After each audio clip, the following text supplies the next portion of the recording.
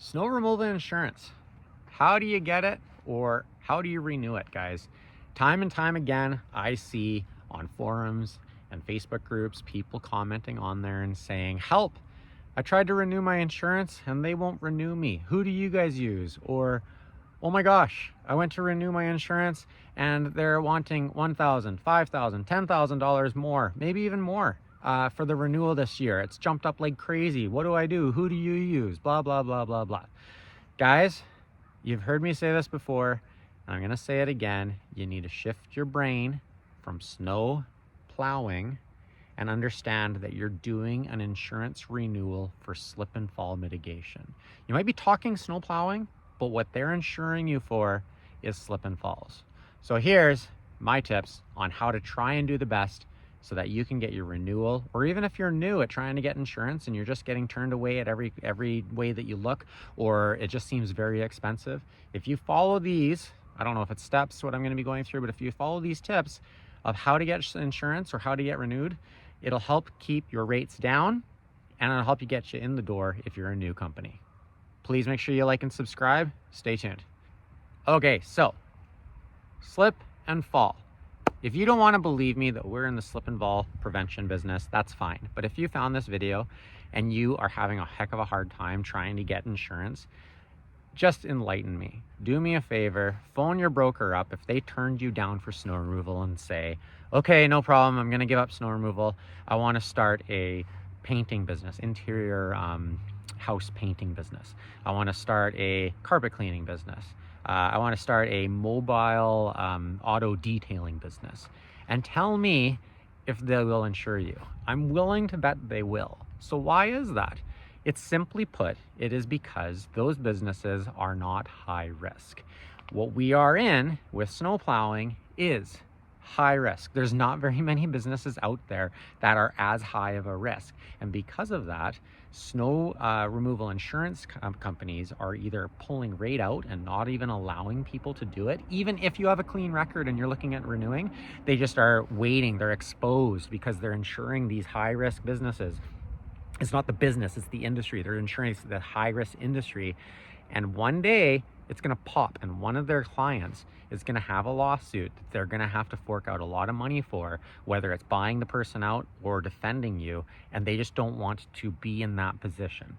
So again, enlighten me, guys. If you don't think that snow plowing is not high risk, and that's not why insurance is expensive, and that's not why you're getting declined insurance altogether, call that same broker up.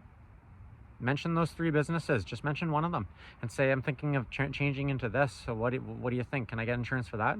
No problem. Piece of cake. I guarantee you your insurance companies are not going to turn you away or charge you an extremely high premium for these other types of businesses just simply because they're not high risk. And if the outcome of what you found out by phoning, which I really don't think any of you guys are going to phone, you're either going to stop watching this video or you're just not going to believe me. But if any of you guys do actually phone and do get the cost comparison of a liability insurance for those types of businesses, if you do phone and you do see a significant difference, or they're allowing you to get insurance for one but not snow removal, then you just simply have to ask yourself, well, why? Why is that? Even ask the broker that. Why? What's going on? It just comes down to the high risk industry that it is for slip and falls, period. That's it. Prove me wrong, guys. Call them.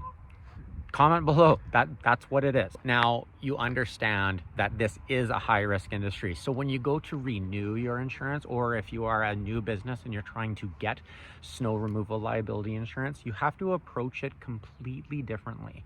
What you have to do is you have to, in your brain, remember that you're in slip and fall mitigation, but you're trying to get snow removal insurance. So you have to sell yourself to the insurance broker, to the insurance underwriters, why or what separates you from the rest of the snow removal companies. Why are you a safe business in such a high risk industry?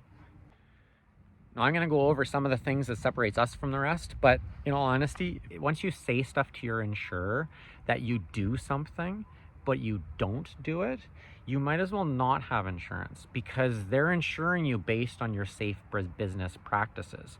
So you can't say that you do before and after pictures with GPS and timestamp when you actually don't.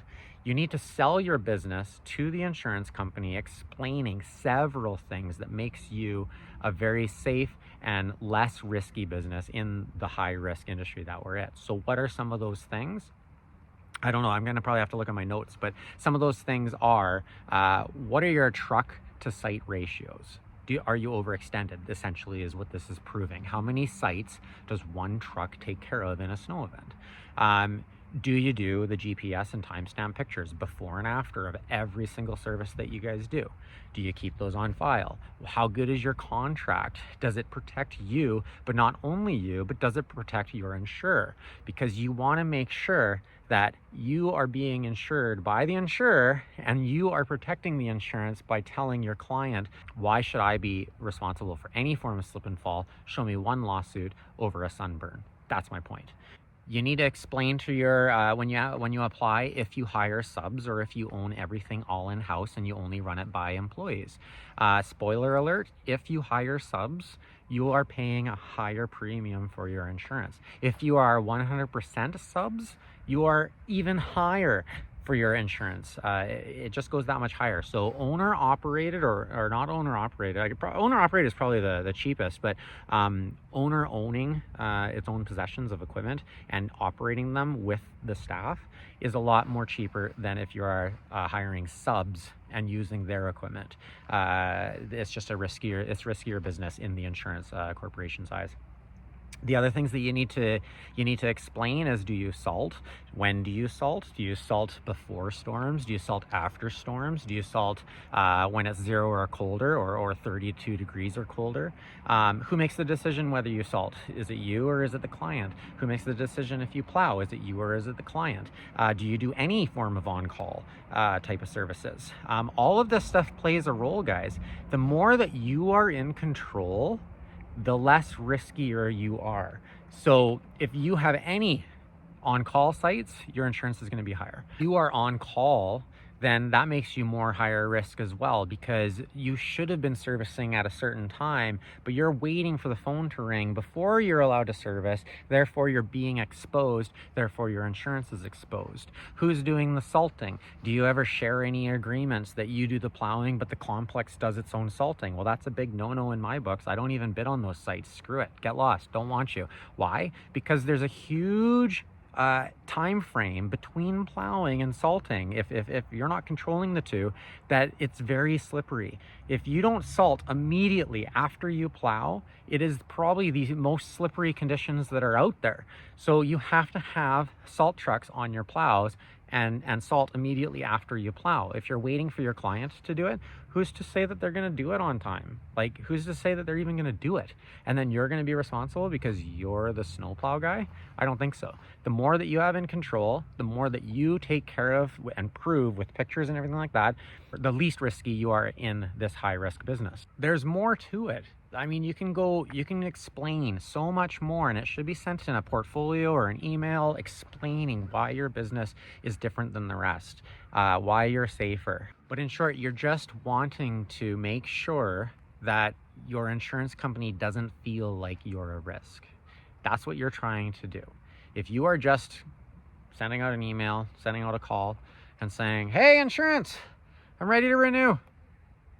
Let me know," then those are the type of people that get the response.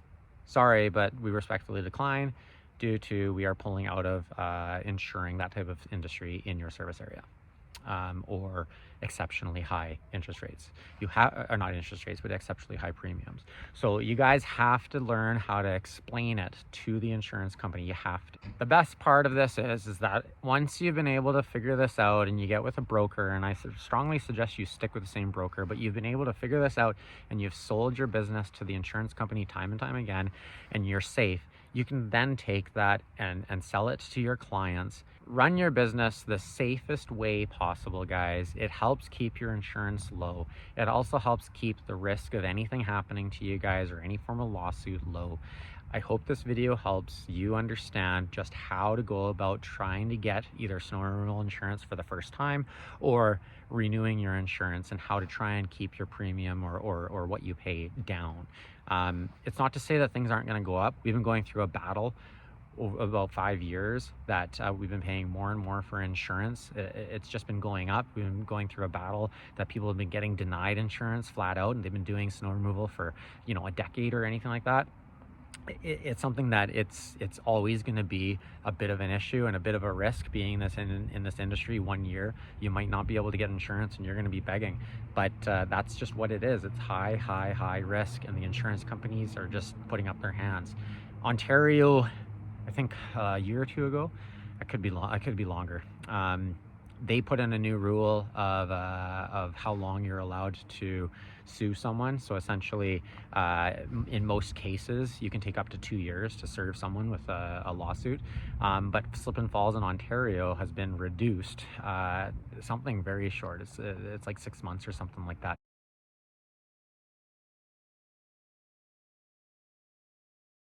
That is what's going to help keep insurance rates lower, is for the government to step in and say, hey, these long-term lawsuits of you trying to say that you slipped and fell and hurt yourself, but yet you're waiting 2 years to build a case against them. The snow removal company doesn't even have the time to go back on, and it's such a fragile defense. I mean, if you don't have the before and after pictures and everything like that, it gets lost in hours sometimes. So you gotta, we gotta have the government step in and essentially try and help these things out with putting a statute of limitations for when you can sue up to, and how long that can go for. I hope this has kind of helped some of you guys if you are looking into renewing your insurance or getting something new. It's not foolproof, guys, but you do have to try and sell your business to your insurance company and prove that you are a safe business to insure. Thanks a lot, guys. Make sure you like and subscribe. Take care.